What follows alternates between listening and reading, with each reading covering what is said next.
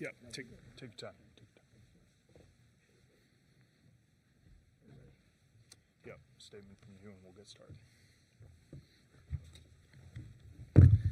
Now, I wanted to sit in that locker room forever, honestly. And I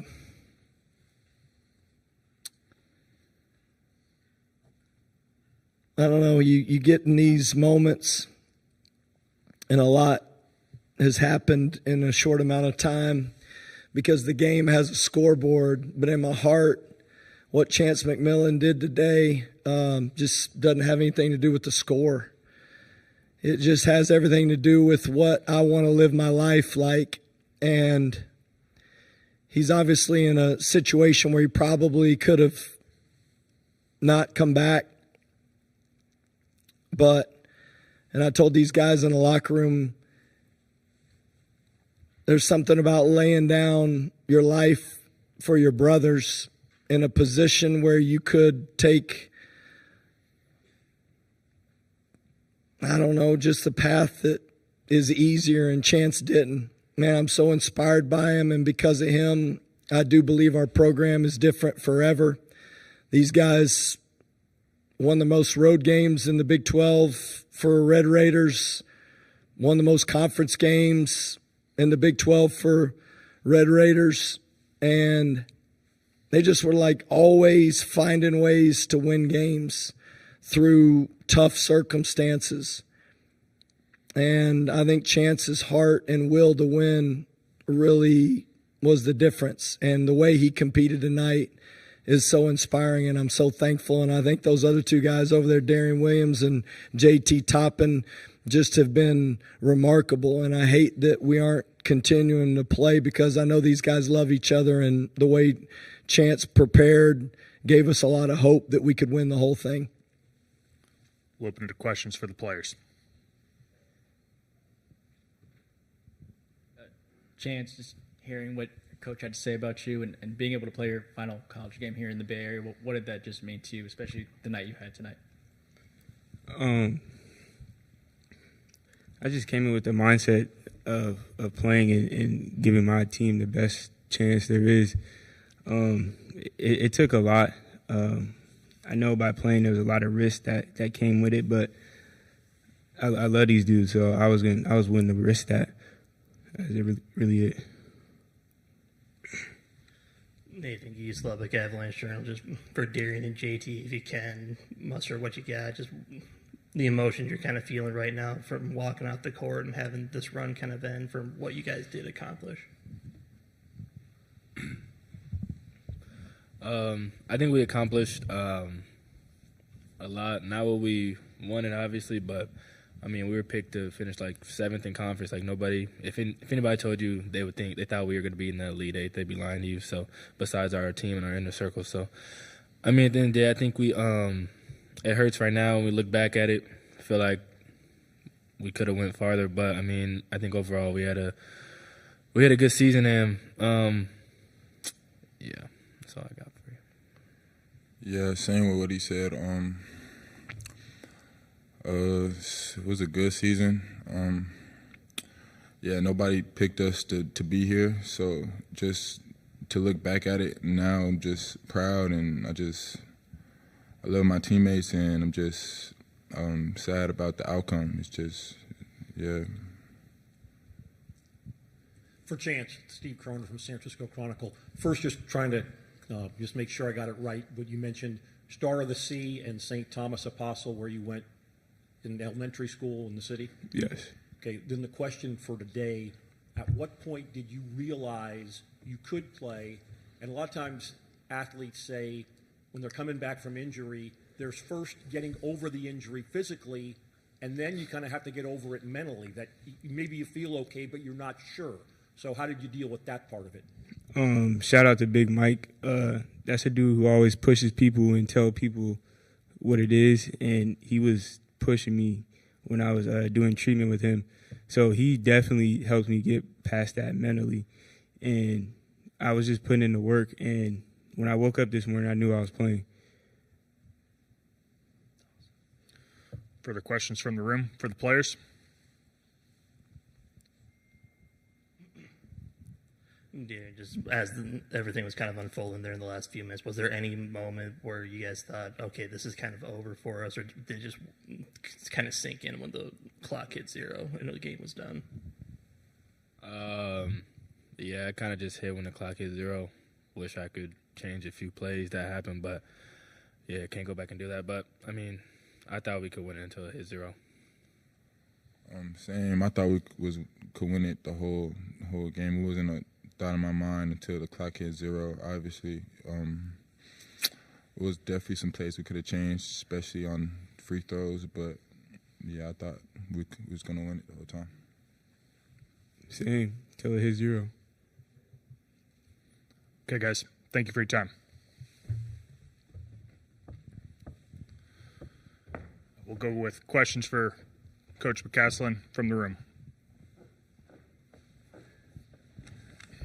Hey, Grant. Nathan Cannon from the Bay Area News Group. You just talked a lot about what he had to go through the last just 24 hours to get to play. I'm curious what you feel like he embodies in terms of the players you like to bring into this program.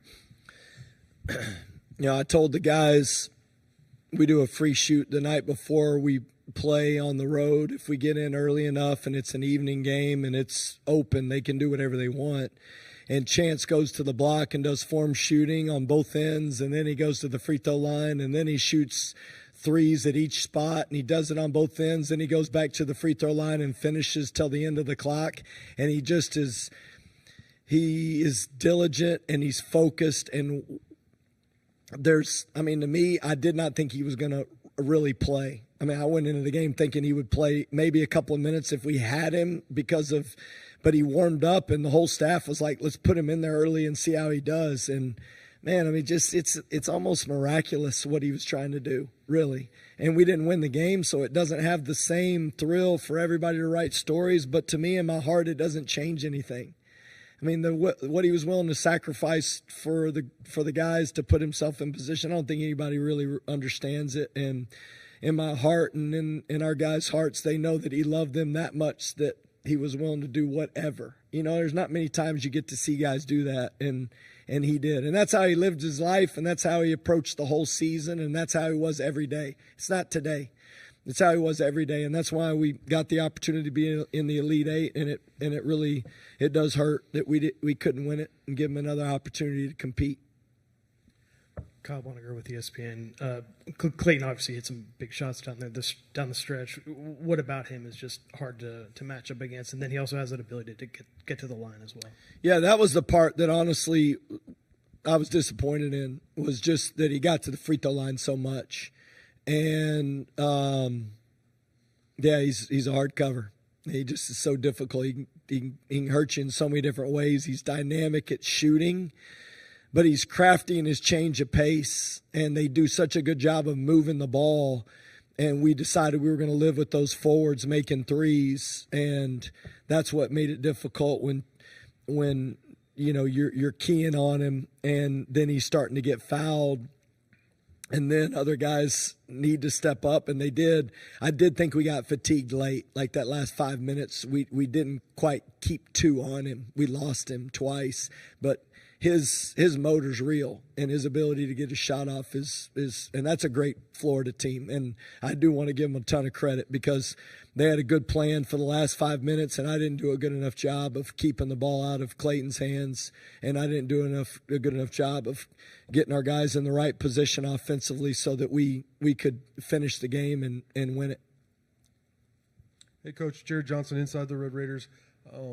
There was a big difference in terms of the free throw line attempts. They attempted almost twice as many, but then they also made at 92%, while y'all were 53, 54%. For such a good free throw shooting team for the year, it seems like that's cropped up in some tough times, some bad free throw shooting. I just wonder why you think that happened tonight. Was it fatigue or what went on? We have been a great free throw shooting team all year long. And unfortunately, I just think JT got in a rut. And, he's the one that missed 5 of them. And other than that, Darian Williams, I know they were trying to intentionally foul at the end, and we recognized it.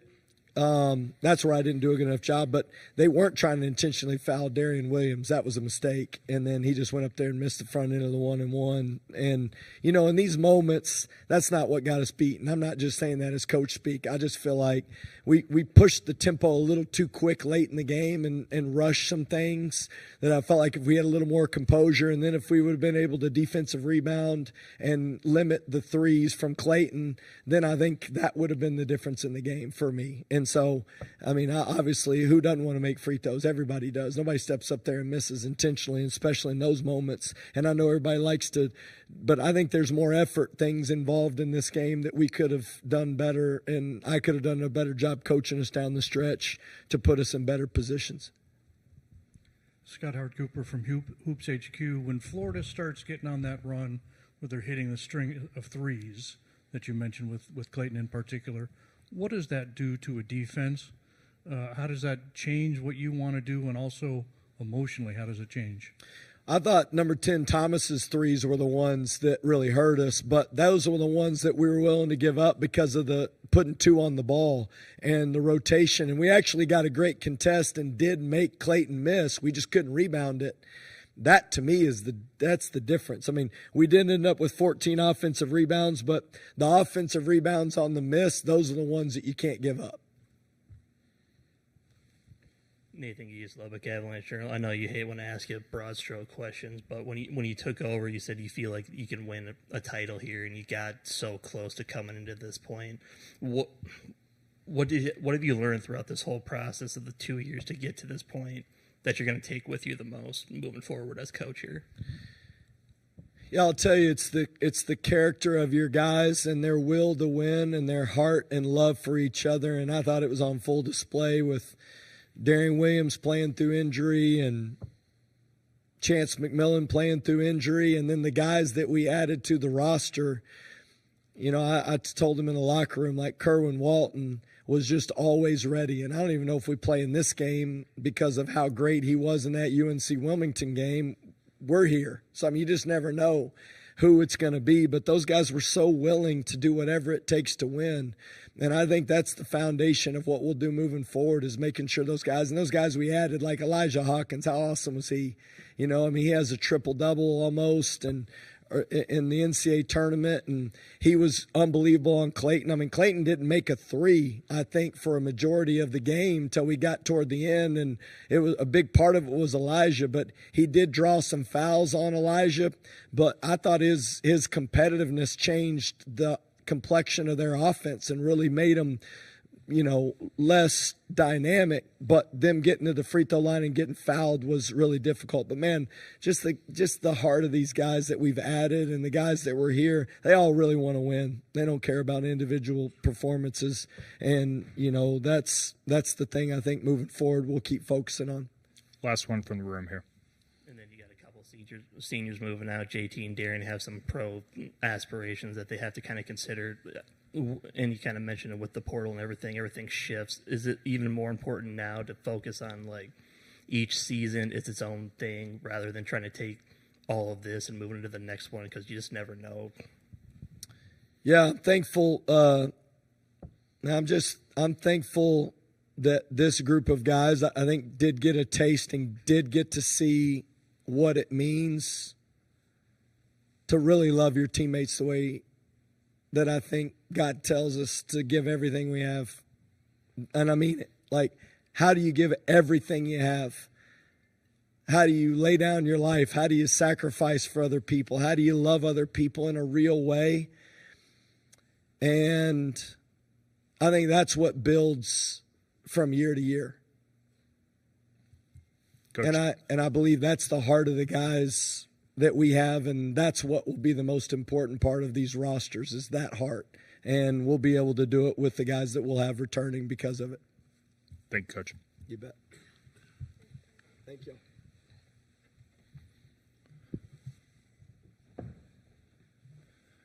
Everyone, the Texas Tech locker room will remain open until 6:30. That's roughly 15 minutes now.